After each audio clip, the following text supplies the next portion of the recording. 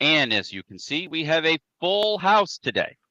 Everybody's at the table, getting ready to talk about everything historical wargaming and our topic for today.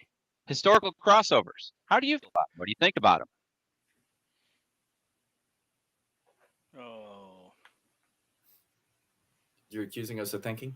Wait, what? Is Streaming Bill frozen? rendering is taking a little longer. Oh, there we go. So, we're seems to be having those internet issues like we had last time. So, just so quick update for everybody. This will be the last show I produce from the Florida Keys.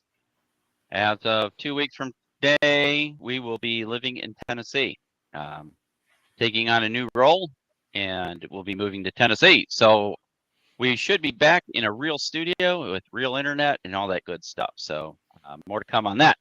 But in the meantime, there is a face that's at the table we haven't seen in quite a while. He's always active. He's always there, but we've missed him at the round table. Jim, how the hell are you? Yeah. Not too bad. Kind of busy. Yeah, But yeah, it's good to be back. good. So why don't you catch us up? I mean, obviously people have been seeing your clubs and your games that you've been producing. Just kind of give us a quick, elevator pitch of what's going on in your world of gaming. Oh, well, 2 weeks ago, we had a little event at Dawes Creek House, home of South Florida Miniatures Gaming Club, where we had like 4 games in one weekend. I presented 2 of them. One was a rendition of the Battle of Hubbardton in the American Revolution, 7 July 1777, which went okay. And even bigger, we did Fallujah, or I should say Second Fallujah, in November 2004, using force on force. So those games went really well. Mark Ritchie, a friend of mine at the club, also ran a couple tables, some micro scale Napoleonic. I think they were 3mm figures. So I had to break out the reading glasses for that one, but it was a great game. And some of his tactical combat. We did some Sino-Japanese War in 1938, where that was an interesting scenario. The Japanese were on defense, believe it or not. The Nationalist Chinese were coming at us. And our job was to load a train with the ashes of our comrades for shipment back to Japan. And we had, like, every turn, we had so many figures loading crates of ashes onto the train. And the Chinese were trying to stop us from doing that. So a lot of times you see scenarios like that, it's about loading ammunition or medical supplies or something like that. Here it was, evacuating, our comrades. So that was an interesting spin on it. Sadly, we lost that game, although only barely. But hey, we were also technically playing the bad guys, so it's okay if we lost. That and a lot of miniatures. My lead mountain has exploded back into being.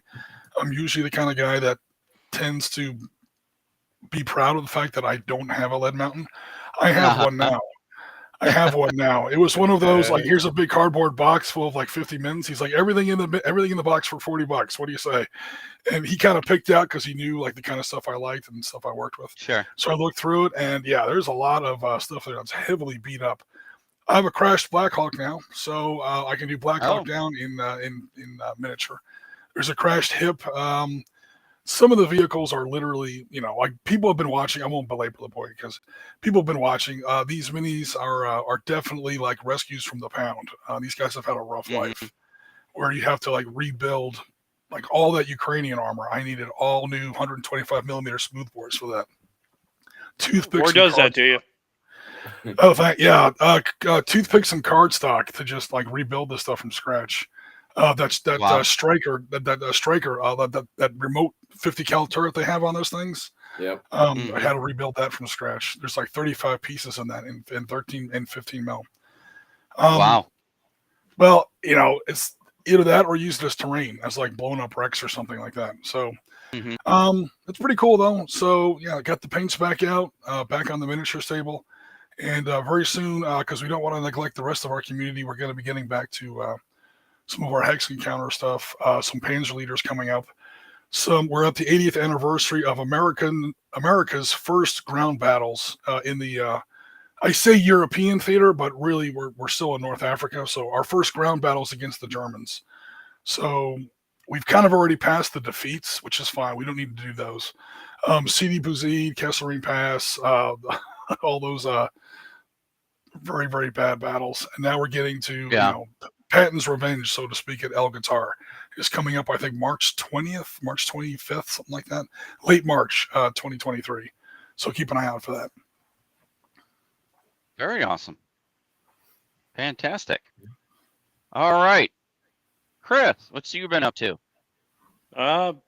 Mostly work. We had a chance to roll some dice for our other channel. But that was good. And other than that, work. Gotcha. Awesome. Marty? All right. So my terrain series at Critical Grind, the local gaming cafe we have, continues. I've got a session coming up on March 12th. Week from tomorrow. And we're going to do rocks and trees. So I've been trying to work out all of the techniques that we are allowed to use in there, because this is a place that serves food. I can't use spray paint. I can't use spray adhesives. I can't use a foam cutter. So I've been working on what we can do there and how we can do this. For the last group was five folks that were in there. So it's just some nerds that want to hang out and learn some stuff. We've got some D&D folks in there. We've got some tabletop wargaming folks that are in there, and they, for the most part, they don't have any experience doing this at all, which is perfect. So they don't know how jacked up I am. And I bring the stuff and like, all right, we're gonna make some things today. So that's really what I've spent the majority of my time on in the past couple of weeks, is trying to figure out what it is that I can do, as well as I've only got a 4-hour window to work with. So, what can we do that'll get done or really close to done in 4 hours, so they've got something to take home. Gotcha. Trying to figure out drying times and how to speed along drying. Again, working in an environment that's not the Hawk over here, where I can pretty much run whatever I want. So I think I've got it sorted out, or pretty close. As well as I might have to go pick up some more materials, because I blew through a bunch trying to sort myself out. Sure. I don't see what the problem is. A little bit of primer frosting never hurt anybody's food. It's fine. Yeah, just a little bit extra flavor. Yeah, who doesn't want to taste butane in their premium $7 coffee and their avocado toast or whatever it is she's got going over there. Right? I'm sure that'll get me invited back. So, quick update for me. Obviously, we're getting ready for a big move, but I've been doing mostly historical research, believe it or not.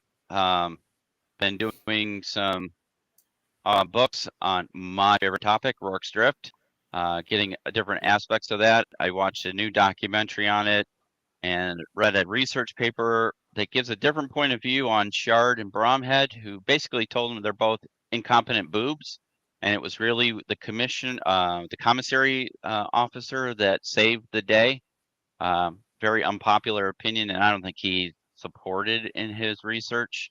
So that's been an interesting read. And I've also been doing some reading and research on the Battle of Little Bighorn. See a theme here, folks? There may be some plays. I have a game. I don't know if I got rid of it when we moved last time, or if I still have it, but I do have Custer's with Last Stand, Battle Little Bighorn. So be looking out for those. That's pretty much what I've had time to do, is research and reading. You would think after all these years that I would have pretty much exhausted the resources for one small battle, that took less than 12, 14 hours of Rourke's Drift. But there's just so much out there, and every once in a while the movie pops up and you watch it, then you get reinterested in it and go from there. To be honest with you, I don't think, Jim, maybe you might know one, but I don't think there's a really good movie geared towards the Battle of Little Bighorn. I mean, There's a few out there, but they're kind of over the top Hollywood. Yeah, I don't know of one that really fits the bill for, how it really was. There's a lot of jingoism out there. Yeah. So yeah, I don't know of any like pretty decent one. I think the semi-recent, what was it, 2004, the Alamo, with Billy Bob Thornton was by no means perfect, but definitely a huge step in the right direction. But I haven't seen that kind of movie for that I'm aware of for Little Bighorn yet. Yeah. So, because I know our friend Forrest from Knuckle Dust Adventures, he's got some new cavalry coming out. It's the Hollywood version, is what he calls them, but he does have more historically accurate stuff. Be interesting to see what that's out there, something to explore. And that's in 28 mil, but do you do the Battle of Little Bighorn in a smaller scale, obviously? So it'd be interesting to read more about that. But yeah, that's what I've been up to. Marty, do you have news today? I do. Did you not see it in the thing? Hold on a minute, because I don't remember just getting a post for it. It was in the chat last night. Yep. Last night. Oh, wait. You did it at 2 in the morning. At least I got it at 2 in the morning. Hold on. Let me bring it up. No, I would. Oh. There must have been a delay posting. It was like 11 o'clock my time. It would have been like. Oh, I was going to say, you must be on a risky time if you're doing it at 2 in the morning. No, it was weird. I got it at 12:18. Huh? No, I got it. Yeah. So, all right. Let me just click through this real quick. 1:18 a.m. That's my time. Yeah, so that's weird. It would have been 12-18 years. All right. No, that's that's right. It must have taken a while to decide to stick on there then, because so last night I was out at an event for our VFW, so I had to wait till I got home to put that on, because I was running hard yesterday to keep everything on the rails. I taught Stop the Bleed to a bunch of school nurses, and then came home and changed, and then shot out there, and then came home and got changed into my jammies, and then did a quick search to make sure there wasn't like some last minute stuff I missed, and slapped this up. Yeah, you was in the suit yesterday. Sir? Yeah. Wow.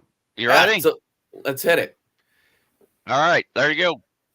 All right, so first item up, some new stuff for Flames of War from our good friends over at Battlefront there.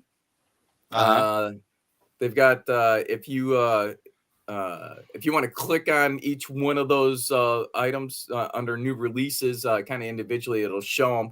But that's what I was bringing to it attention, is that there's some new releases there. We got some. We got an M4 tank company. There's a 203 millimeter howitzer that you see now. That's a pretty badass looking model. I'm not gonna lie. Yeah. I'm all about the rule of cool. This thing could have sucked and been the worst thing possible, but man, it looks badass. I don't know how effective the vehicle or the gun was, but there's some awesome footage. You see how they put a little colorized clip I saw above in the scroll. Right? In Berlin. Oh, right here? That's it, right? Yeah. There's a few pieces like that out there on the internet where it's for Berlin. It's historically accurate. They just rolled this thing up to fortified German positions, and notice the elevation of the gun. It's direct fire over the sights. Yeah, I was gonna say that's a direct fire mode there. Somebody's getting a whooping put on them. Somebody didn't feel a thing, right? When that shell landed home. You know what? I think I saw that laying some fiber cable the other day. They just aimed it down a little bit more. Yeah, it's not a ditch witch, Chris. Oh, okay. Looks like one. But can you imagine a 203 millimeter HE slamming into you? Woo! Yes. I've used those in Panzerleader. I tell you what, my Soviet force is pretty complete, but I don't have any of those 203s yet in 15 mil. Well, new release. There you go. It's amazing. They keep coming out with stuff.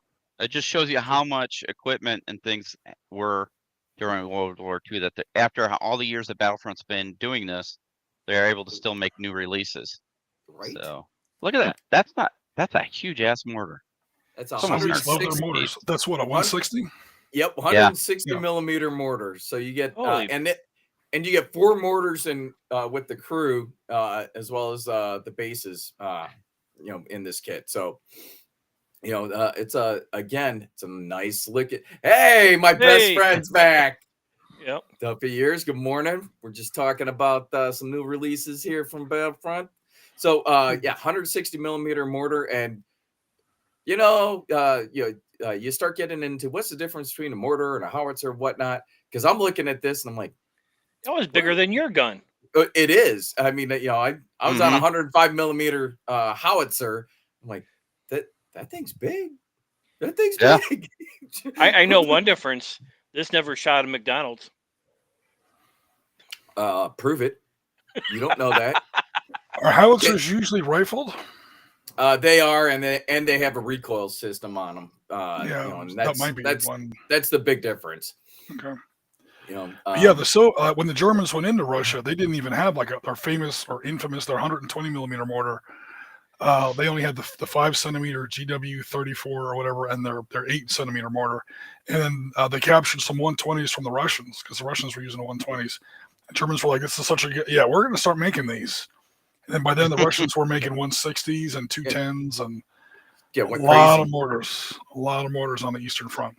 To your point, Bill, I've seen in like 3rd edition Battlefront, they were down to stuff like, here's a certain version of the DUKW amphibious truck or whatever that crossed the Rhine on March 9th, 1945. They've literally used it once. It saw 2 hours of service in all of World War II. Yeah.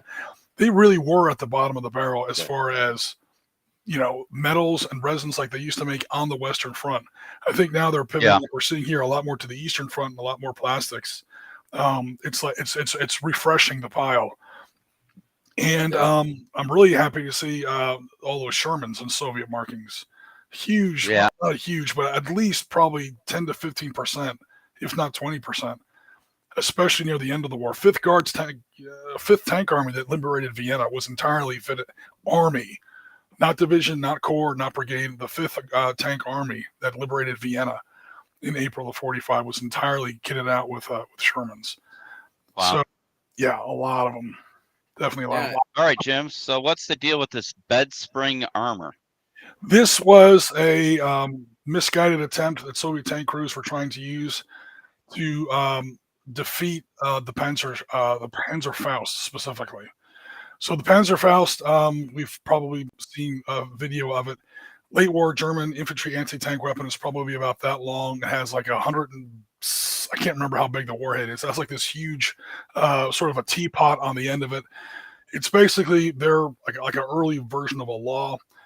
One fire, you throw the tube away. It's not like the Panzer Schreck, which was basically an improvement of our bazooka. Reloadable, you can keep firing more rounds out of it. This was a 12-year-old kid can use it. A 45, 50, 60-year-old man can use it. It's like the Volkssturm kind of a weapon. One fire, you had to be like really close to even have a hole anything, like within 50 meters.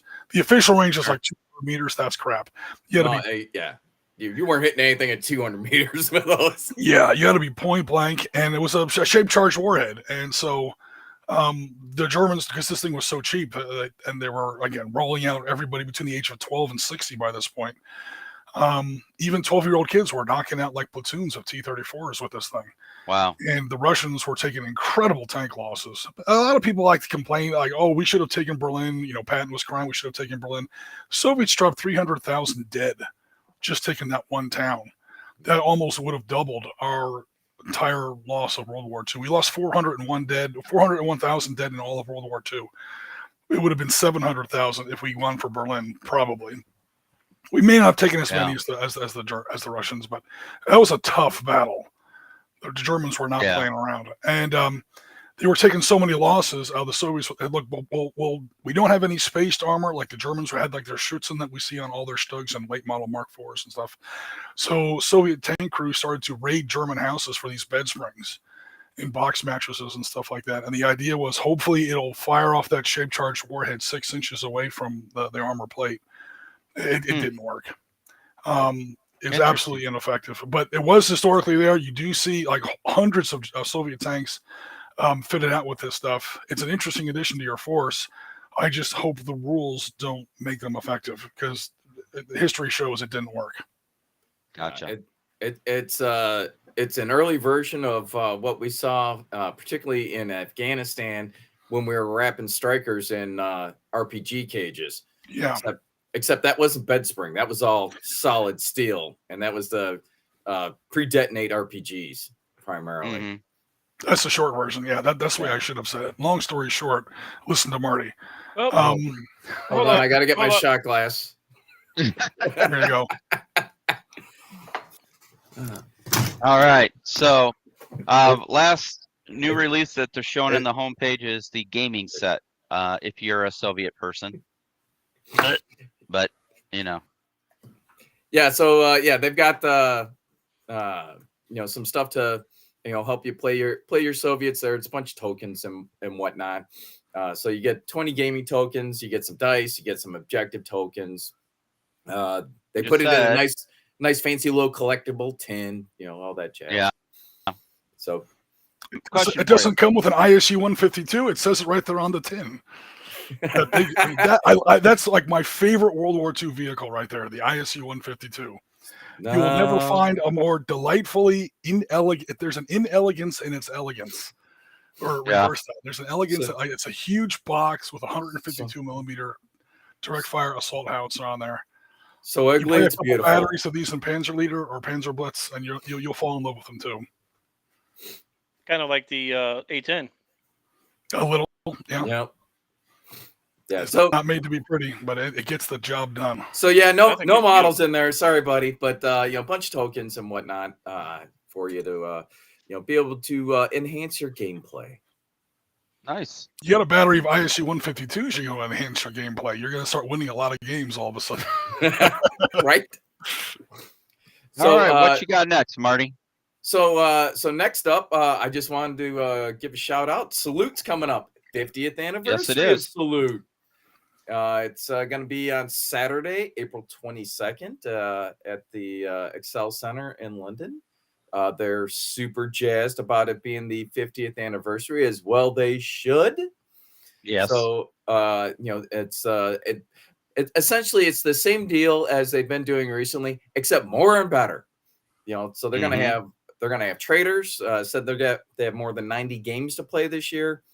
Wow. They're gonna have painting competition. You can get a goodie bag. Get a little swag bag that's got a unique figure in it for the first 4,000 that are through the door. You can follow the club or go to their ticket website.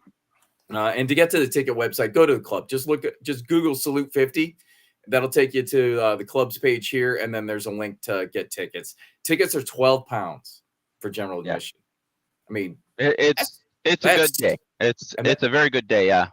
And that's super reasonable. I mean, it's very reasonable. I mean, it's literally a giant shopping day for the most part. Because pretty much anybody who's in wargaming, company-wise, attends for the most part. Every once in a while, you see one or two that doesn't, but yeah, that's where Rasmus and I and Don met for I think the first time, and we had pub night and all that. It was a good time. I would love to get back there. Hopefully, maybe next year. I don't know. We'll see. But it's a shame that this year's 50. I would have loved to go on the 50th one, but right. Yeah, I was gonna say I don't think the 50th's in the cards for you, buddy, because you're gonna be like still unpacking your house. Yeah, exactly.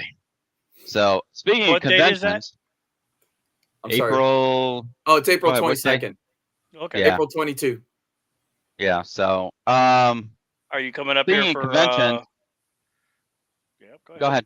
No, sounds like you're gonna say it. Say it. There's a Adepticon coming up at the end of March. Depending on how our schedules, Dawn and I might be able to meet up with the guys and attend Adepticon at least for the weekend. Hopefully we can get some coverage in. So we'll know more after next week or so once we're up in Tennessee and settled in. But that's a possibility. So be on the lookout for that. But the big wargaming convention in the States is at the end of March. And then, of course, if you're into historical, Historicon is in July. So we'll see about that as well. But yeah, so if you haven't been to Salute and you have an opportunity to go to Salute, you got to go to Salute. It is a blast. It is, if you love tabletop wargaming, it's really awesome time. It really is.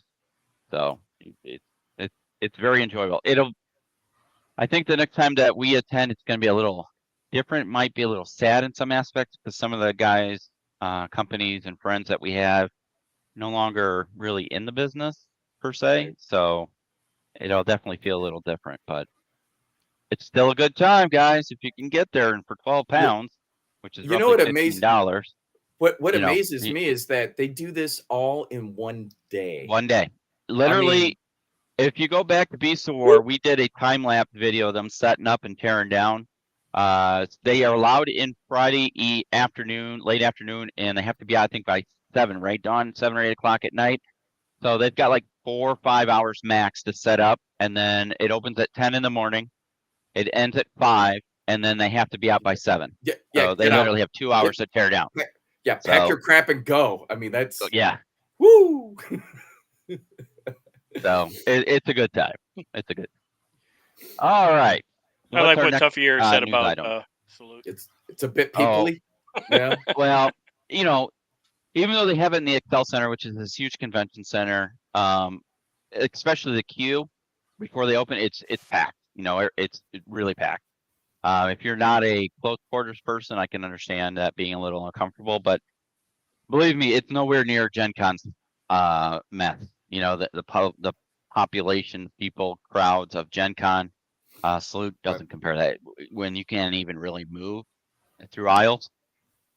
I don't know how the fire department in Indianapolis lets, you know, I think the fire marshal would have a seizure if he was actually in there at peak time because you can barely move. So, all right, let's move on to your next one, sir. Let me bring it up for you. They just send the Indy Fire Command a case of scotch and make sure they drink it the night before. And right, what you Yes, got for us? fine. Look, go to Vietnam. Oh, here we go. yeah, so this is a company that actually I was not familiar with, and I was just kind of surfing around. But oh, these look good. It's a yeah, right. So it's a Kickstarter from 3D Breed Miniatures, name of the company. They've done a bunch of other ones. They're not new.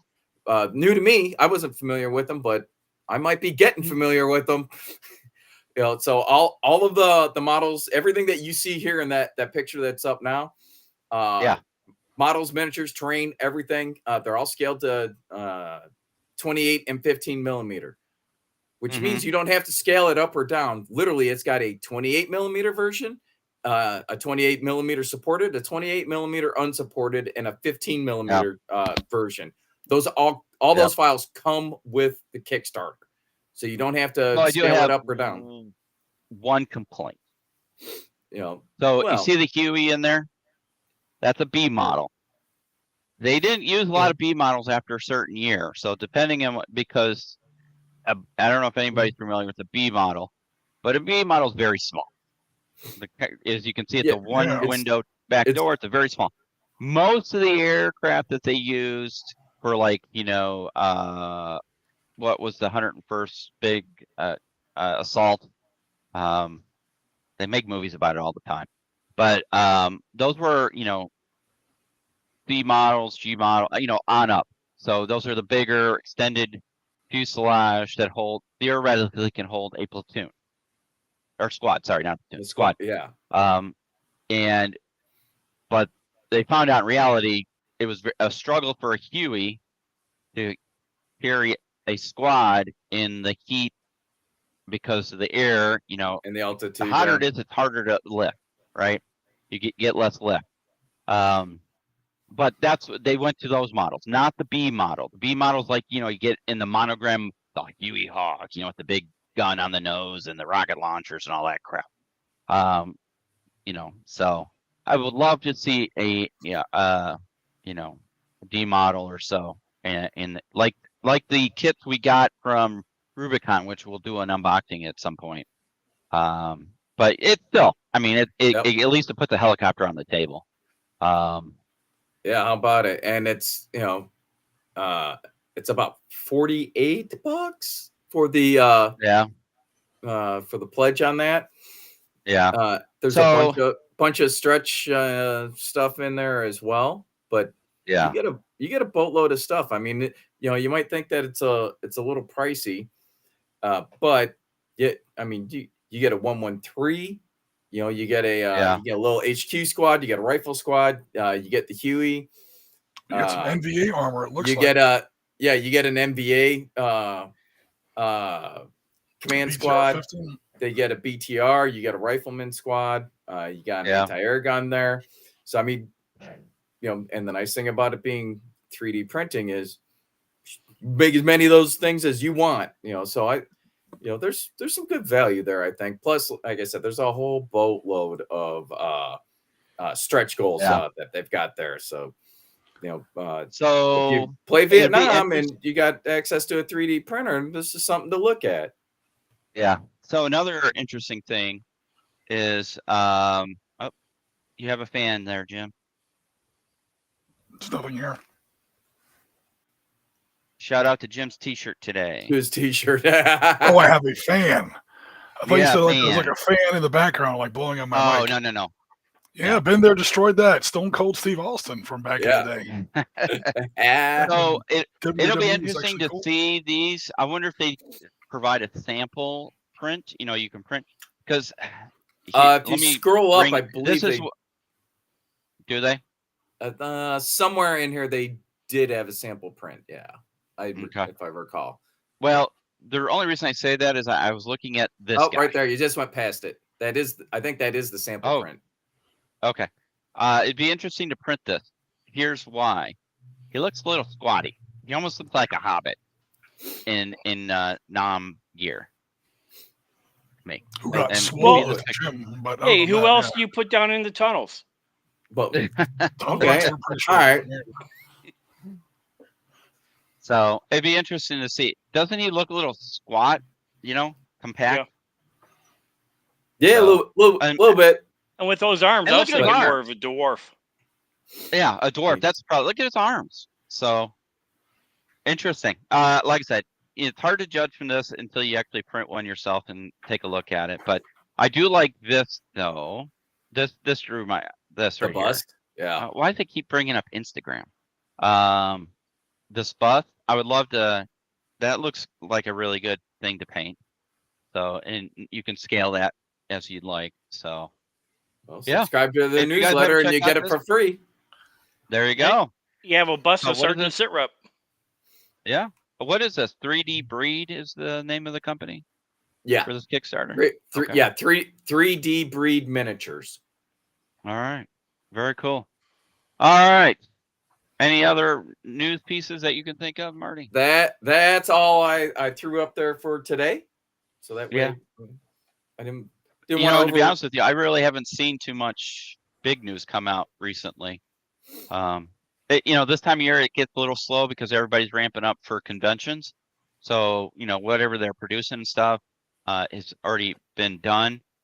But then once convention season really goes into full swing, you'll start seeing big announcements, as they bring out their convention, exclusives and things like that. So maybe we'll get some interviews coming up in Adepticon. Yeah. So, all right. Historical crossovers. It's an interesting prospect because I keep getting a thing about a game, and I'm going to try and bring it up here. Where is it? The book is by Osprey Publishing. Let me share this screen with you guys. Oh yeah. Silver Bayonet. That was the first thing I was going to bring up. Okay, go ahead, Jim. You got the background for it, bud. I've heard a lot about it. It's like it says right there, a war game of Napoleonic Gothic horror. So they took not just zombies, but I think there was also some like vampires and werewolves in there, stuff like that. And which is interesting because I think the original Frankenstein novel by Mary Shelley was published someone help me out here in chat, early 1800s somewhere. Yeah. So right around Napoleonic time. I actually have to Google that up just so I don't make an ass of myself here. It's like 1810, 1815. I'll verify that in a second. But it's an interesting sort of a congruence where you would have 1818. 1818. Okay. All right. So pretty close. Waterloo was 1815. So it's kind of almost the like Napoleonic period. A narrow miss there. Yeah. And, it's a neat idea. I mean, I haven't tried it or seen it played, but yeah, I've definitely heard a lot about it. And I think one of the reasons they try to do that is a lot of people have Napoleonic figures, and they don't have these Napoleonic figures, but they're trying to sort of draw in like, oh, I'm really into like horror stuff or pulp horror, weird, that kind of stuff like that. Oh, the people at the club, they all play Napoleonics, so I don't really have a place there, or vice versa. Sort of leverage what's already out there in the community as far as who has the armies, who has the miniatures, who's interested in certain areas, and sort of stir up the pot a little bit. Yeah. I have mixed feelings on this. Joseph McCullough is the one who wrote the rules. If you don't know who he is, he's the rules writer behind Frostgrave and those series of books. Very prolific rules writer for Osprey. Does excellent games. Frostgrave is a great game. Does he do Rangers of Shadow Deep too? Can't remember if he's the creator of that one too. Ospreys were doing a lot of this. They had castles in the sky with like flying battleships. Yeah. Recently. So So damn, Tuffy years on it. Yeah, Tuffy years gonna print up that sample and let us know about it. But my thing is,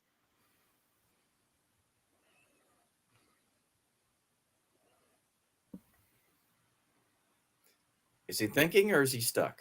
All right, he's stuck thinking. Again. No worries. Oh, yeah. Am I back? There we are. Yeah. Yeah. So yeah. So the other thing is, it draws in a new crowd. Those who aren't necessarily historical war gamers. But there is another game out there where it's like Zombies of Stalingrad. You play the Battle of Stalingrad, but you have to deal with zombies now. I don't know, man. I think the zombies genre is played out. I think I've said this before, but and you were right, and you're right now. I'm amazed people still make zombie content. Yeah, I don't know. I guess there's some things I don't. I say this. That I don't think there are some things you should mix a genre with. But then I play Dust 1947, right? Which is Weird World War II. So I don't know. I guess and has zombies. Yeah, and Napoleonic. Yeah, I don't know. I mean, more power to you if it's something. If it gets new players into playing a game, that's cool. And it looks like it's a skirmish game. It's not a mass battles game, obviously. By looking at these guys, so I've had a lot of success with this kind of thing, although never with war games, only with role playing games. We did a long ago campaign. We called it World in Flames. We kind of stole the name, which was pretty much Mage the Ascend in the era of World War II. You were like behind the back door of MI6, there was another door, and behind that there was another door, and behind that there was another door. Uh-huh. This is the secret stuff. And of course, the Germans had I can't remember what we called them, like Nachtjägers or something. It's basically like the supernatural branch of the intelligence service. So we've done it. We've done like Werewolf in the American Revolution. We've done Werewolf in the American Civil War. It's fun once in a while. It does dilute and disrespect the history a little. Because all of a sudden there's monsters in it now. I mean, we've all seen like Abraham Lincoln Vampire Hunter. I mean, it kind of takes a leak on history a little bit. It's a little annoying, but if you're doing it if it's the kind of setting where everyone already kind of knows, we're just going to do this like a couple times, it'll be fun. That's why I think it fits better in a role playing aspect. Because I think role playing is a little bit more of a loose form kind of gaming, which makes it, I'm not trying to put it down or anything. But it's Oh it's no, and I don't want anybody to take it that way, but right. you know, it's yeah. I don't. It's just it's hard for me. But then again, I play Dust, right? So I guess Well, I don't in know. that, I guess I hold a little more reverence for Napoleonic than some of the other games. You know, I mean, in to that me, in that no, in I that don't. mage campaign, It's in just that my mage personal preference, I guess. in that mage campaign, I mean, this was like 15 years ago, so this is before this other thing came out. In that mage campaign, our agents wound up working with the Soviets because they were our allies by that point, and they wound up in Stalingrad, where that much killing and that much death in such a concentrated area awoke something, and the dead started coming back to life. So we've literally done zombies in Stalingrad before, and again, it was fun for an afternoon, sort of. Yeah, But I don't know if it was something that I would do, as like a campaign, like going forward. sure. And I think maybe that's the point is it gives you a little break from the seriousness of historical gaming.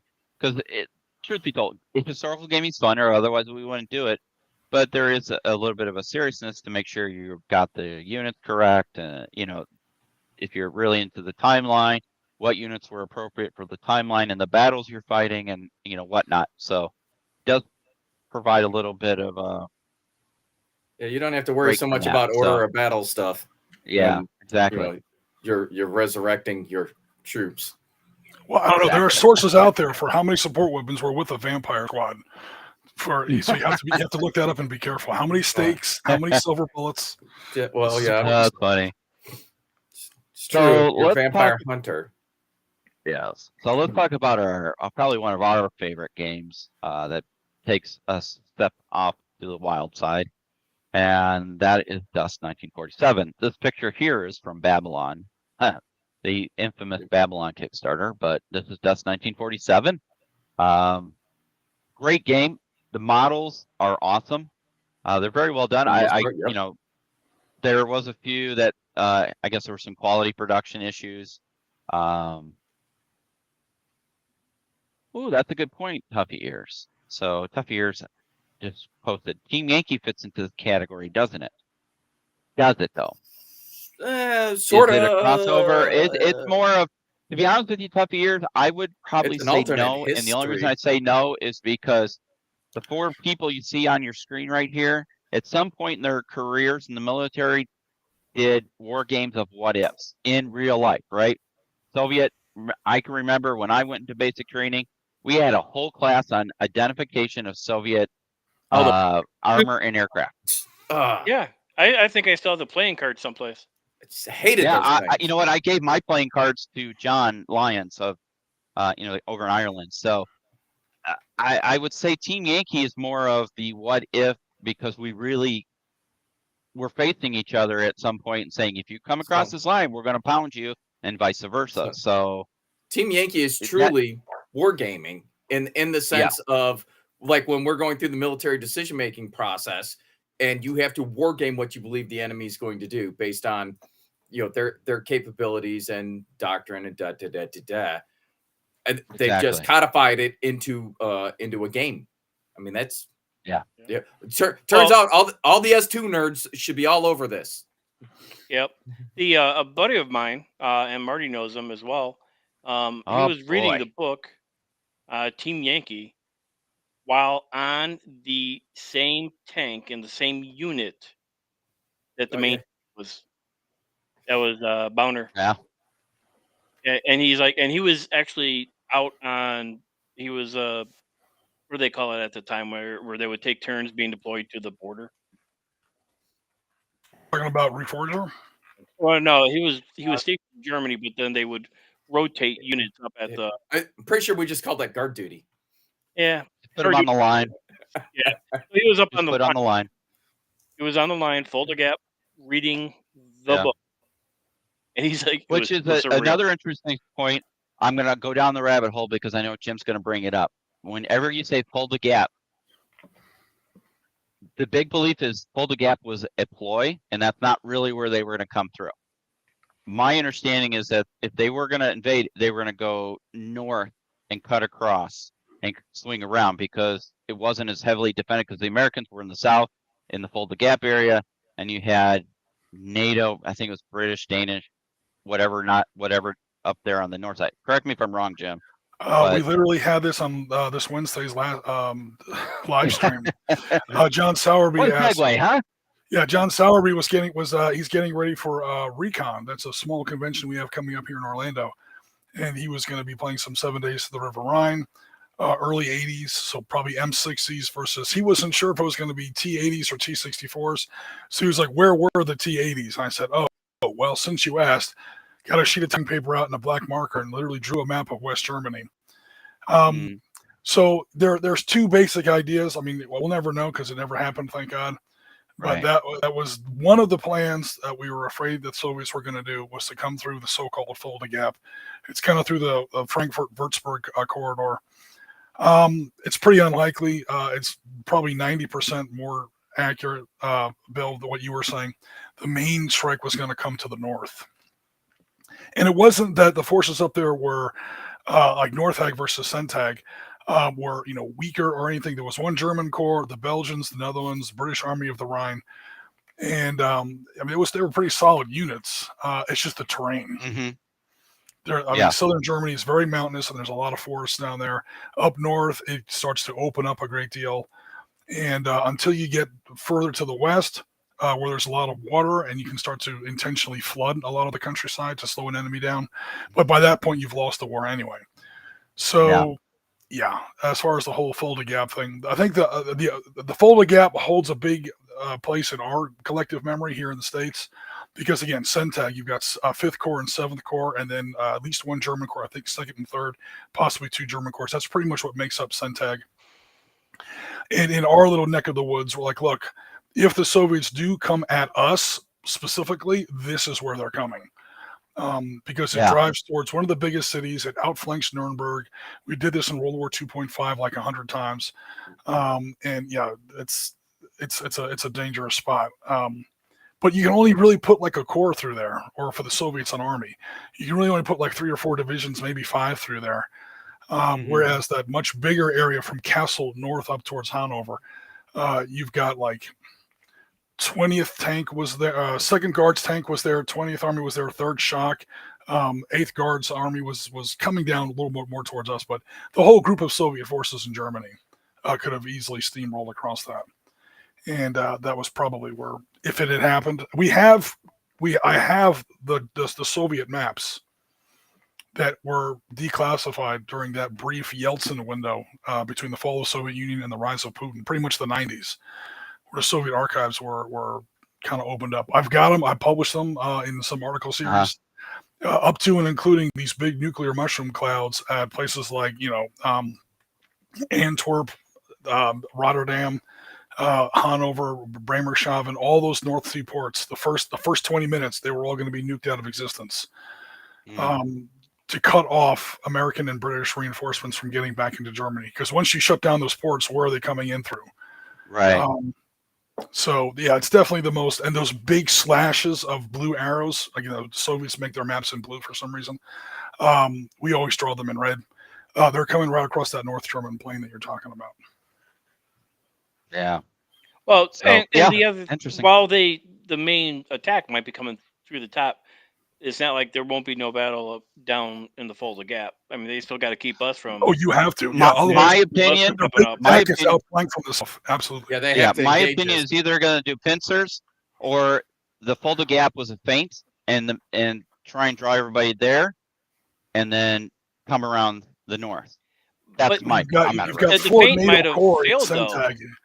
You have 4 NATO corps in Centag. If you don't lock them in place and you get your big victory in the north, your whole left wing is going to be wide open from the south. So they were definitely, to Chris's point, you're definitely going to have to engage Centag and lock it in place.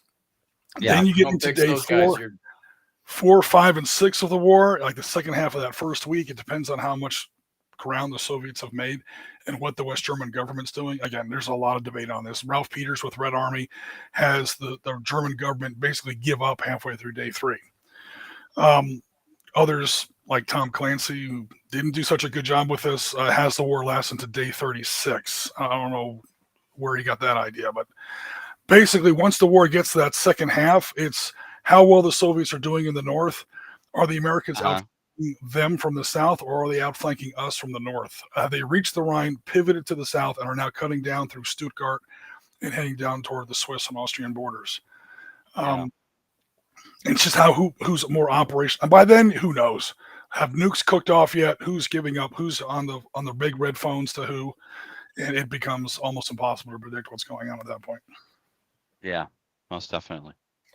So getting back, so there's Dust, which if you guys have not played that, there's 2 ways to play Dust. You can play it in the grid version, which it's most famous for, and you can play it in the free version, which is measuring, just like any other miniatures game.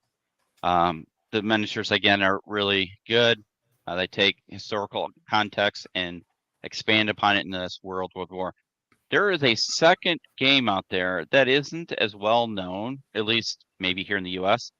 Might be more well known in Europe and the UK, and that's Conflict 47, which to me, when I first saw it, looked like an offshoot of Dust, because I first saw it in Salute years ago when they premiered it, and it used to be by a different Warlord bought the rights for it and the production for it. I can't remember the name of the company that actually did it, but they are a little bit more historically accurate in some aspects than Dust is. Yes, they have walkers and mechs and all that. But like the infantry were like infantry, you know. All right, he's not talking now. Now I get to put word. The infantry are like infantry. Da da da. Yeah, I didn't know. I thought he was just stopping to read all the stuff on the right. Oh yeah. All right, guys. I don't know why. It's my internet down here. I keep getting these connection issues, but yeah, it's just word bolt action. So, yeah. But yeah. And Incursion is another World War II weird World War II game. Currently out of production, but allegedly being resurrected and coming back in, I believe. Yeah. So, Clockwork Goblin. Yeah, possibility again. Was that another system? All right. I would postulate that a huge, I mean, not to, y'all are going to groan when I bring this up, but a huge, I would say at least 50% of Warhammer 40K is a crossover. Oh, no, you said groan. A lot of that is World War II in a new box. A lot of that is World War II in a new box. Yeah, no, I think you have hit the head, and we've kind of talked about that before, Jim. I mean, it's kind of weird when you compare some of the scenarios and the lore to I don't know, history. What was the game? This was there was a table of this. Chip Brenner was playing this at Historicon 2019. Supernatural Vietnam, Blazing Sun or something like that. Black Sun. Black Sun. Thank you. Yeah. So again, I thought that one was kind of interesting because it wasn't vampires, werewolves, and zombies. Oh my! Because of clearly like where it took place. You brought in like the cultural heritage, myths, and legends from a whole different part of the world. So you had like Bakemono and God knows what, all this stuff from some more Eastern cultures. As far as like what kind of monsters and creatures that you would run across. Hey, excuse my ignorance. What's a PTO version? Pacific Theater of Operations. Oh, okay. I'm guessing. Yeah. I couldn't get my head wrapped around the whole pay time off thing. Yeah. Well, their current version is the European theater. Okay. So. Which reminds me, one of these days, talk about crossovers and weird stuff. I got to get Panzer Leader ATO on the table. So everyone knows ETO and PTO. Panzer Leader ATO was something that some friends of mine came up with. Was what if part of World War II took place in the continental United States? And you have divisions maneuvering through Tennessee and Virginia and all these old Civil War battlefields, except now with Panthers and Shermans and Tigers and stuff. It's a weird timeline. It starts back in the Civil War. In order to make America susceptible to this kind of thing. It's kind of like what we did with Battlefield America, with the invasion, like the Red Dawn in Florida. In order to make that even close to possible, you have to go back like at least 50 years and change a lot in order to soften up history to where what you're presenting is even possible. We did it even with Team Yankee at Beasts of War. We had to rewrite the end of World War II in order to make the 1980s unfold the way they wanted to for that campaign. So, to Tuffy Ear's point, is Team Yankee a crossover game? I 95% agree with you guys. I don't think it is. It's alternate history. But is that crossing over with science fiction? Science fiction postulates, timelines and alternate universes and who knows what. I've built. Actually, I won a golden button for building German and Soviet battle mechs in Team Yankee colors at Team Yankee scale. So my battle mech is like that tall. If it's an alternate timeline, it's an alternate timeline. Let's one of these days make up rules for it and put a stupid battle mech on a Team Yankee table. See how it holds up against Leopard 2s. So the big one that we often hear is like horror, like with Black Sun, Silver Bayonet, etc. Horror or pulp horror, weird and historical. Science fiction and historical can get crossed over as well. I think that's less of a crossover, more of an influence. I don't know, like a lot of future or science fiction universes, like we were talking about, are heavily influenced by historical. I don't know if you would call that a crossover game, or has crossover elements. I don't know. Yeah, I think anything that's outside of the historical books would be considered crossover, in some aspect. If it's Tough Years has my fleet, my fleet historical, my fleet for Dark Star, is that a crossover? Dark Star is basically World War II in space, so there's a little bit of crossover there as well. Yeah. Oh, Bresmus brings up a good point: supernatural versus plausible. There you go. That's a good way of looking at it, I think. Yeah. And Team Yankee can be used in a lot of historical scenarios. So I don't use the game system, but I use the figures for Gulf War, 2003 Iraqi freedom stuff, even more recent. Yeah.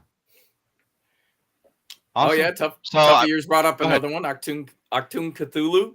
Yeah, there's another system. Yep. You're basically playing oh god, go for it. I can't. It's suddenly blank. Hellboy. You're basically playing Hellboy at that point. Yeah, except with Lovecraftian characters. Yeah. Yeah, exactly. Like I said, Hellboy. Hellboy's like pretty much. I'll borrow this, Mr. H.G. Wells. Mr. Lovecraft. Thank you very much. Yeah.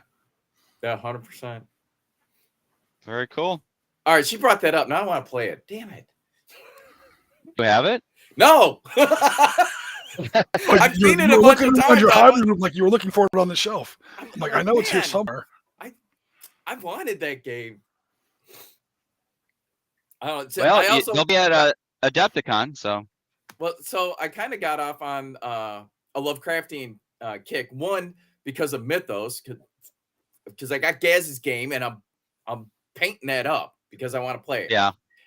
And then I'm like, I don't really know that much about all the Lovecraftian stuff. The books I've read was 1,000 years. Yeah. So he is one twisted dude. There's a YouTube channel that essentially has read every book that has been published and made it into a video. There's it's just like a picture. But then there's voiceover of someone reading the book. Yeah, I'm like, I don't know, 400 hours into that. Yeah. But it's good to put on like when I'm painting or working at the hobby desk here. Just put it on, let it run in the background. Yeah. There's not that much he wrote because I won't say because he's in real life he's a very controversial figure. He had some very, very weird views. Let's just put it that way. Lovecraft himself. Never mind what he wrote. Like in real life, his views were they haven't aged well. Let's just put it that way. But he died relatively young, so he didn't write that much. He wrote a lot when he was around, but unfortunately, his body of work isn't as big as it could have been. Now, once you get into what was influenced by Lovecraft, oh yeah, and that's like half the Library of Congress. Yeah, huge. Yeah, once it goes from Lovecraft to Lovecraftian, exactly. Yeah. Woo! It's out of control. And World War II. Yes, Horror Babble is the page that I listen to for that stuff. Yeah. But to Jim, to your point, so I found this page that has his works all basically read back to back to back to back to back. Go ahead and put that in your YouTube algorithm, and now I get all these other Lovecraftian things in there. You're on a list now, Marty. I am.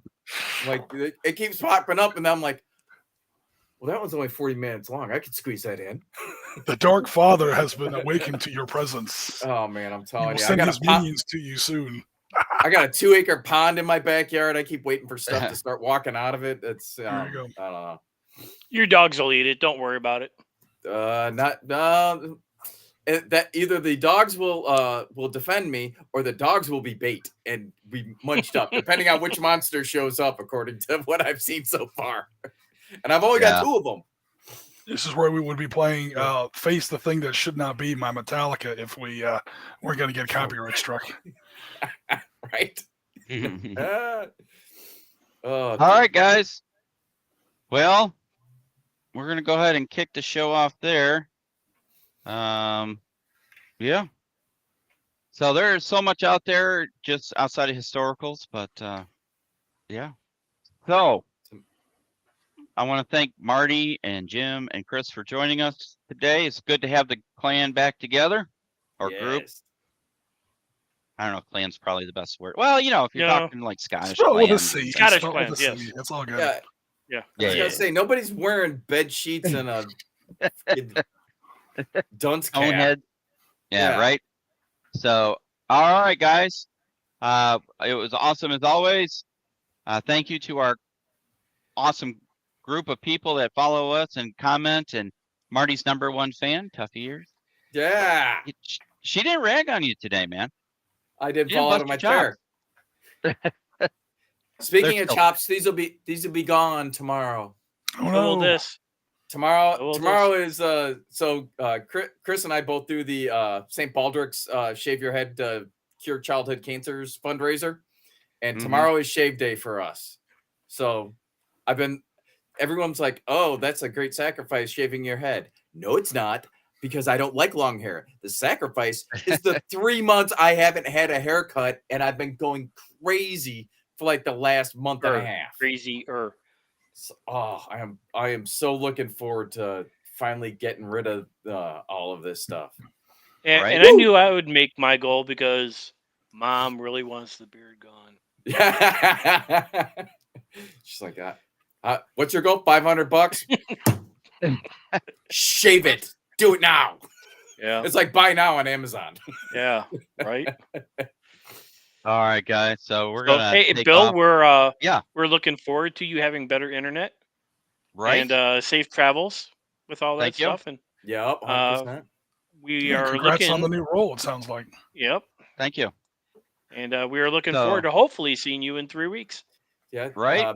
We'll see what happens. We're very excited. Bill is the proud owner of his own hot dog cart now. He's going to be rolling it through Memphis. We're going to see how long he survives. I'll send you some body armor. Careful. I don't think you can buy a body armor in Illinois anymore. Yes, you can. I've already got it, and I'm pretty sure either you have it or I have yours still. I have yours, I think. So I'll just send you your shit back. All right. So cool. All right, guys. So next time you see us on this podcast, we will be broadcasting from Tennessee and parts around the world. So we'll see you then. And Wednesday night, I'll be jumping on, give Jim a little break so he can work on some more of his big projects. Might have something to do with a last stand somewhere. So. So we will see you on Wednesday. Guys, thank you very much for joining us. Thank you to our awesome group of friends out there in internet world. And we will see you on the next one. Take care.